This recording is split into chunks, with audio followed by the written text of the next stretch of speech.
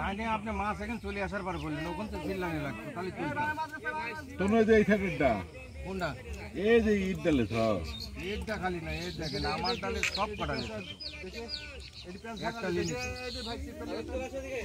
আগে তো বললে তো তুলে ফেলে কুয়াশা দেখা আমারই তো উপায় নাই আমার ও বাজি গেছে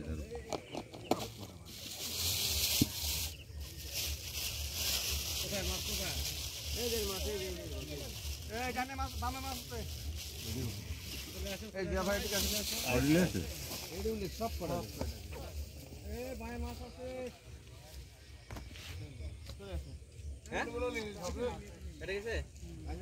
একটু খেয়াল করে